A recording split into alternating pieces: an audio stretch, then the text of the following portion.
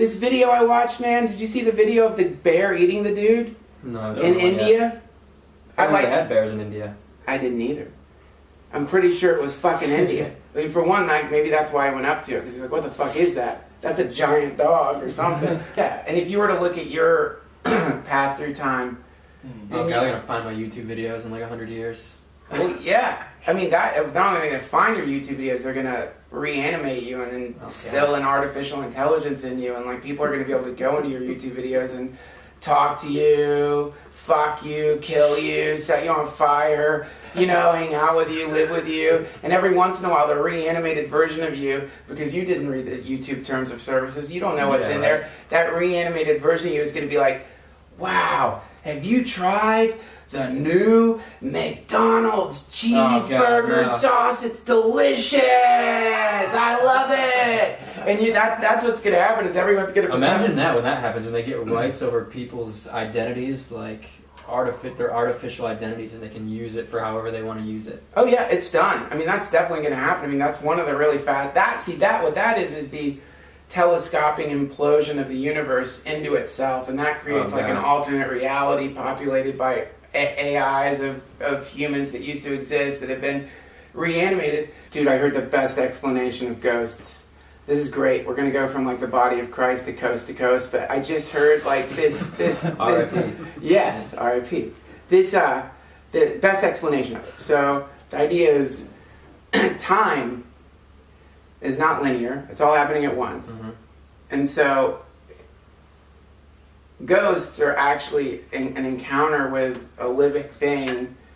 Okay. It's a dilation of time and space. So like when you're sort of encountering a thing that is actually living right now. You know, this is a really fun, in chaos magic, this is like one of a really fun, it's all thought experiments, but one of the things you could do, for example, is begin to, you know, in Buddhism it's called offering merit. And you say, you know, may all beings be happy, may all beings be peaceful. There's many versions of it. And we think of this based on linear, past, present, future. People now. Future people. But you could actually extend that to the past, too. Right. And so what you could do is just fun experiments, for example, is you could say a prayer for your person 20 seconds ago to be a little happier. And then sometimes, like right now perhaps, you feel that prayer happen because you're doing it in the future. And so when you start playing around with time in that way, then ghosts start making more sense. The idea of some disembodied fucking vapor that's pissed off floating around. I can't remember which comedian did it. It's got a great joke, which is like, why don't they go to better houses? It's a brilliant joke. There's some hotel I can't remember the name of, but there's some room where there was like a fire and or somebody got raped or something. I don't know what it is, but the situation is something horrible happened. They don't rent it out anymore to people, but it's still in the building. Well, yeah, it's fires like and rape, that's a huge possibility spectrum to get thrown into. You know, I really don't know, but certainly there are places that you go to that feel sacred, like Ram Dass's house, for example. You know where I just got back from? You know Petra in Jordan? Yeah. I was just exploring the Middle East, just backpacking around. That place has some sacredness to it, for sure. You seen pictures of it and stuff? Yes. Petra's insane. It's amazing. It's insane. It's like literally, the only way I can describe it is like navigating inside of a crashed alien spaceship, because you can tell that this is like the remains of like a super civilization. Yeah. And they just rediscovered it like, I don't know, in 1890 or something like that. And you felt like an energetic field there? You can feel definitely an energy. I mean, I was on acid for most of the time, but you can feel something there. Yeah, I did do that. Walking back in time. I do that acid thing too, and I always catch myself doing it where, like, in a weird way, I almost feel like, well, I was on acid, so, you know, probably bullshit, and it's good. You're a good scientist to admit that, but sometimes I think, shit, man, that almost, like, makes it more valid. So we think of the church as the body of Christ, or we think of the satsang as the body of Maharaji, or however you want to put it, and then you imagine that, like, Christ is being crucified right now. And then you imagine that you can be part of the love field that was enveloping him in that moment as he was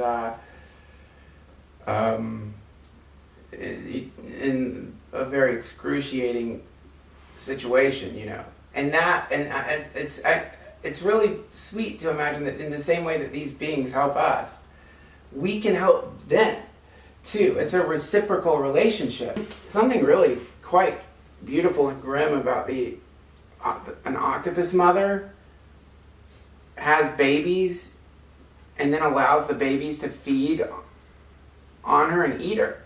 And that happens with certain insects too, where like the mother becomes the nutrients for the babies. And so you look at this sort of proliferation of the being genetically through time, and it actually becomes the nutrients of its next, of it moving through time. Yeah, that's the same thing as us. We're the reincarnation of our ancestors, and our instincts and stuff like that are literally glimpses into our past lives. Oh, and what could be better than being eaten by God? It's like, it's so wonderful to, because that means you're going to assimilate with the divine. That means that you're in a assimilatory process where you're being absorbed into the circulatory system and respiratory mechanisms of some incredible infinite being of which we're all a part. And I love that. That's beautiful. And looking that in the eye. Thank you, man. Cheers. Hare Krishna. Yeah, Safe travels. I can't wait to hear about the trip.